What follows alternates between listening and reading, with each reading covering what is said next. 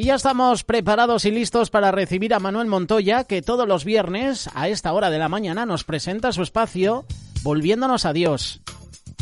¿Qué tal estás, Manuel? Buenos días, bienvenido. Buenos días, José, buenos días. Bueno, pues aquí estamos en esta mañana contentos de poder compartir con vosotros este tiempo en el que, pues el Señor ha puesto algo para comentar con todos nuestros amigos oyentes. Yo no sé si tú, José, has oído hablar en algún momento del movimiento llamado de preparacionistas. ¿Has oído hablar algo de ellos? Me suenan, pero no podría darte mucha información sobre el tema. La verdad que estoy muy perdido, así que necesitaré tu ayuda en esta mañana para que me saques de dudas. Pues bueno, pues precisamente de esto quería compartir esta mañana, hablar acerca de los preparacionistas, ¿no? Los preparacionistas son un movimiento social que hay, sobre todo está muy extendido y está muy presente en Estados Unidos, en lugares como Estados Unidos y como Inglaterra.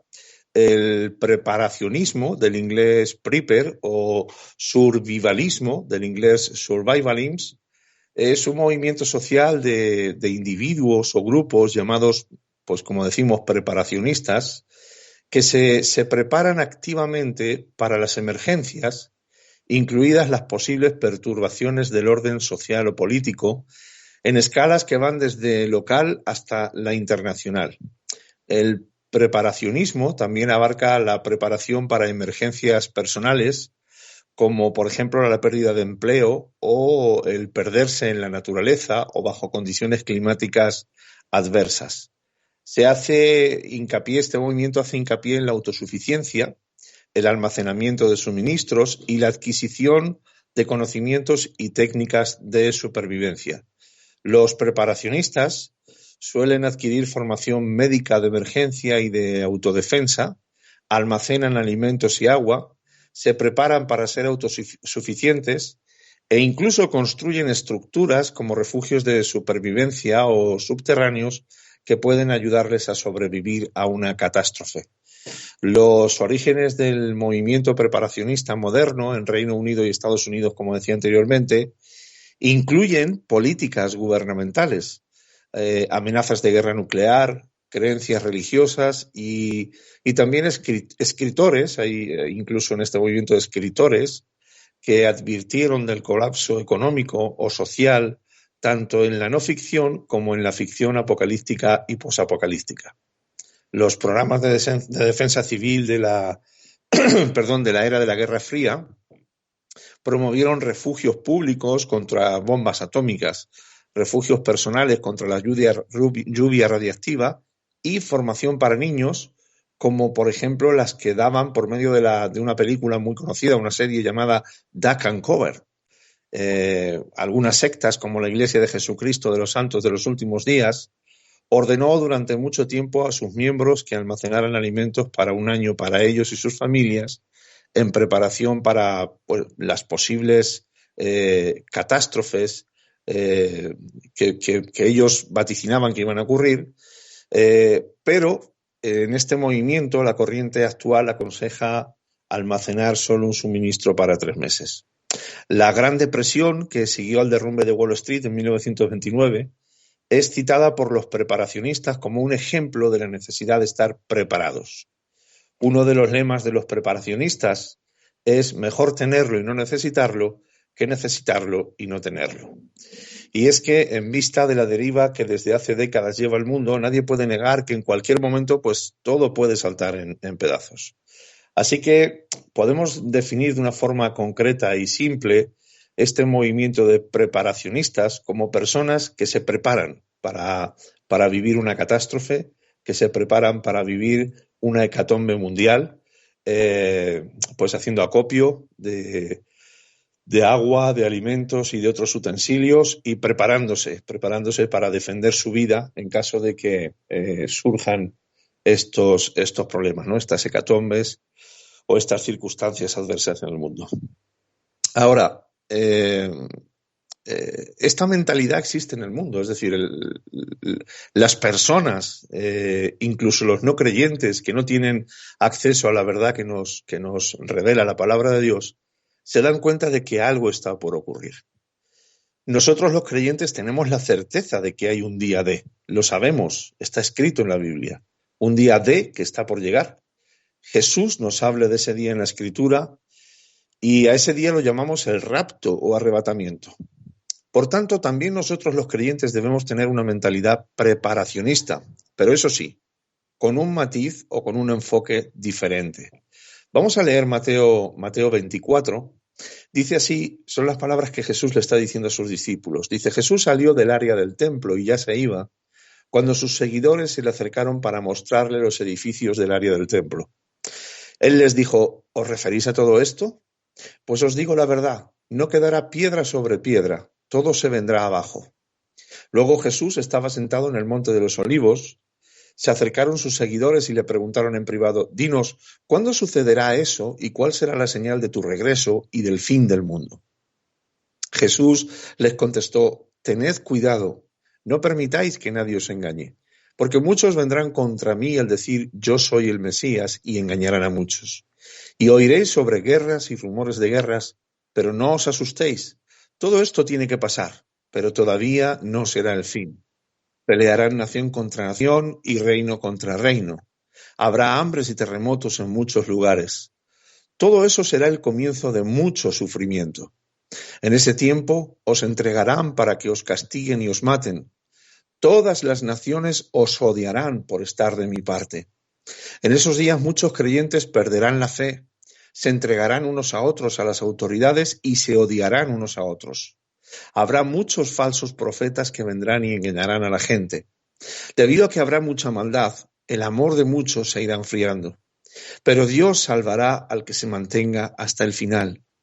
Y estas buenas noticias del reino se anunciarán en todo el mundo para testimonio a todas las naciones, y luego vendrá el fin. Así que cuando veáis que la abominación que causa destrucción, de que habló el profeta Daniel, está en el lugar santo, quien lee esto que entienda, entonces los que estén en Judea que huyan inmediatamente hacia las montañas. El que esté en el techo de su casa que no baje para sacar sus cosas. El que esté trabajando en el campo que no regrese por su ropa. Pobres de las mujeres embarazadas y también de las que tengan bebé en esos días. Orad para que no les toque huir en invierno ni en día de descanso. Esos días serán terribles, tiempos difíciles como no los ha habido desde el principio del mundo ni los habrá jamás. Si Dios no hubiera decidido acortar esos días, nadie sobreviviría. Pero los acortó para ayudar al pueblo que ha elegido. Si alguien os dice en esos días, mirad, aquí está el Mesías, o aquí está él, no le creáis. Porque vendrán falsos mesías y falsos profetas y harán milagros, señales y maravillas para poder engañar aun a los mismos elegidos de Dios. Así que os pongo sobre aviso, porque si ellos os dicen, mirad, el Mesías está en el desierto, no vayáis, ni les creáis si os dicen, mirad, él está escondido adentro de un cuarto. Porque como se observa un rayo desplandecer en el cielo de oriente a occidente, así se observará la venida del Hijo del Hombre. Donde esté el cadáver, allí se juntarán los buitres. Inmediatamente después de esos días terribles, el sol se oscurecerá, la luna no iluminará más, las estrellas caerán y los cuerpos celestes temblarán. Y en esos días, la señal del Hijo del Hombre se verá en el cielo. Entonces todas las familias de la tierra llorarán y verán al Hijo del Hombre que vendrá sobre las nubes del cielo con poder y gran gloria. Enviará a sus ángeles con una gran trompeta y reunirá a sus elegidos de los 4 puntos cardinales, de un extremo al otro del cielo. Aprended la lección de la higuera. Tan pronto como sus ramas se vuelvan tiernas y sus hojas se abren, sabéis que se acerca el verano. Así también, cuando veáis suceder todo esto, sabréis que el tiempo está cerca, a la puerta. Os digo la verdad, todo esto sucederá antes de que muera esta generación. El cielo y la tierra no durarán para siempre, pero mis palabras sí. Nadie sabe cuándo será el día o la hora, ni siquiera los ángeles del cielo, ni el Hijo mismo. Solamente lo sabe el Padre. La venida del Hijo del Hombre será como en los días en que vivió Noé. En aquellos días antes del diluvio, la gente comía y bebía, se casaba y daba a sus hijos en casamiento, hasta el día en que Noé entró en el arca. Como ellos no sabían lo que iba a pasar, vino el diluvio y los arrasó a todos. Así será cuando venga el Hijo del Hombre. En esos días 2 hombres estarán trabajando en un terreno. Uno de ellos será llevado y el otro será dejado. 2 mujeres estarán moliendo. Una de ellas será llevada y la otra será dejada. Por lo tanto, vosotros manteneos alerta, porque no sabéis qué día va a venir vuestro Señor. Y recordar esto: si el dueño de una casa supiera a qué hora viene el ladrón, se quedaría despierto y no dejaría que el ladrón entrara a su casa. Por eso tenéis que estar listos, preparados, porque el Hijo del Hombre vendrá a la hora menos pensada. Cuando vemos en estos versículos de Mateo 24, como vemos en estos versículos, nosotros los creyentes esperamos un día D en el que Cristo vendrá por su iglesia. Y es el propio Jesús el que nos advierte y exhorta a estar preparados para ese día. Como hemos visto anteriormente, el movimiento de los preparacionistas se enfoca en prepararse para sobrevivir ante una catástrofe de cualquier índole. Pero nosotros los creyentes también tenemos que prepararnos, pero no para sobrevivir a una catástrofe, sino para estar listos para ser arrebatados con Cristo en las nubes. Los versículos 42 y 44 de Mateo 24, que ya hemos leído, nos dicen: vosotros manteneos alerta, porque no sabéis qué día va a venir nuestro Señor. Por eso tenéis que estar listos, preparados, porque el Hijo del Hombre vendrá a la hora que menos pensada. Como creyentes en la palabra de Dios y en Cristo Jesús, debemos prestar atención a estas palabras de Jesús. No se trata tanto de saber cuándo será el momento de ser arrebatados. Se trata de estar preparados para ese momento, sea cuando sea que ocurra. ¿No crees, José? Pienso lo mismo, Manuel. La pregunta que quiero hacerte ahora, cuando estás tratando este tema, es ¿cómo nos preparamos para ese momento del rapto? Muy buena pregunta y muy pertinente. Conviene dejar claro, en primer lugar, que la Iglesia del Señor no pasará la gran tribulación. Aunque el pueblo de Dios quizás sufra muchas aflicciones antes de la venida del Señor, como se puede entrever en Mateo 24, la Iglesia será raptada antes del periodo llamado la gran tribulación. Ahora, una vez aclarado este aspecto, que es muy importante, y respondiendo a tu pregunta, ¿cómo nos preparamos para ese momento del rapto? Decir que la forma de estar preparados para ser arrebatados con el Señor en las nubes consiste en vivir en santidad. La Biblia nos muestra de forma muy clara cómo ha de estar viviendo un creyente para estar listo para ser arrebatado. Leemos Efesios 5 y allí claramente vemos en qué consiste esto de vivir en santidad. Dice Efesios 5: Sed pues imitadores de Dios como hijos amados, y andad en amor, como también Cristo nos amó y se entregó a sí mismo por nosotros, ofrenda y sacrificio a Dios en olor fragante. Pero fornicación y toda inmundicia o avaricia ni aun se nombre entre vosotros, como conviene a santos, ni palabras deshonestas, ni necedades, ni truhanerías que no convienen, sino antes bien acciones de gracias. Porque sabéis esto, que ningún fornicario o inmundo o avaro que es idólatra tiene herencia en el reino de Cristo y de Dios. Nadie os engañe con palabras vanas, porque por estas cosas viene la ira de Dios sobre los hijos de desobediencia. No seáis pues partícipes con ellos, porque en otro tiempo erais tinieblas, mas ahora sois luz en el Señor. Andad como hijos de luz, porque el fruto del Espíritu es toda bondad, justicia y verdad, comprobando lo que es agradable al Señor. Y no participéis en las obras infructuosas de las tinieblas, sino más bien reprendedlas, porque vergonzoso es aún hablar de lo que ellos hacen en secreto. Mas todas las cosas, cuando son puestas en evidencia por la luz, son hechas manifiestas, porque la luz es lo que manifiesta todo. Por lo cual dice: despiértate tú que duermes y levántate de los muertos y te alumbrará Cristo. Mirad pues con diligencia cómo andéis, no como necios, sino como sabios, aprovechando bien el tiempo, porque los días son malos. Por tanto, no seáis insensatos, sino entendidos de cuál sea la voluntad del Señor. No os embriaguéis con vino, en lo cual hay disolución. Antes bien, sed llenos del Espíritu, hablando entre vosotros con salmos, con himnos y cánticos espirituales, cantando y alabando al Señor en vuestros corazones, dando siempre gracias por todo al Dios y Padre, en el nombre de nuestro Señor Jesucristo. Versículo 21. Someteos unos a otros en el temor de Dios. Las casadas estén sujetas a sus propios maridos como al Señor, porque el marido es cabeza de la mujer, así como Cristo es cabeza de la Iglesia, la cual es su cuerpo, y Él es su Salvador. Así que, como la Iglesia está sujeta a Cristo, así también las casadas lo estén a sus maridos en todo. Maridos, amad a vuestras mujeres, así como Cristo amó a la Iglesia y se entregó a sí mismo por ella, para santificarla, habiéndola purificado con el lavamiento del agua por la palabra, a fin de presentársela a sí mismo, una Iglesia gloriosa, que no tuviese mancha ni arruga ni cosa semejante, sino que fuese santa y sin mancha.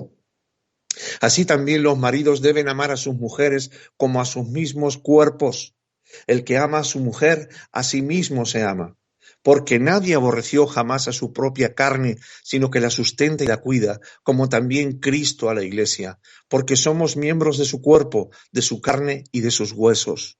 Por esto dejará el hombre a su padre y a su madre, y se unirá a su mujer, y los dos serán una sola carne. Grande es este misterio, mas yo digo esto respecto de Cristo y de la Iglesia. Por lo demás, cada uno de vosotros ame también a su mujer como a sí mismo, y la mujer respete a su marido. Si has escuchado, querido amigo oyente, con atención esta lectura de Efesios 5, habrás podido ver muchas de las actitudes del corazón que hacen que seamos considerados por el Señor como santos. Aún así, te recomiendo leer este capítulo 5 de Efesios tranquilamente y con mucha atención para que puedas entender cómo actitudes muy del día a día, como por ejemplo la avaricia, la necedad, la falta de diligencia en conocer al Señor o la falta de amor al prójimo, entre otras, manchan y arrugan nuestras vestiduras de santidad e impiden que estemos listos para el momento del arrebatamiento de la Iglesia. Será sin duda alguna un día glorioso el del rapto, pero debemos estar preparados. Seguid la paz con todos y la santidad, sin la cual nadie verá al Señor. Esto dice Hebreos 12:14. Así que seamos preparacionistas en el sentido de vivir santificándonos. Y no nos dejemos de influenciar ni de desviar por los que vendrán en estos últimos tiempos. Los burladores que se reirán de la verdad y seguirán sus propios deseos, como dice 2 de Pedro 3:3. Seamos santos como corresponde a los hijos de Dios, y así estaremos preparados para ese día glorioso en el que Cristo vendrá en las nubes para llevarse a su amada Iglesia. Seamos preparacionistas en estar y vivir en santidad.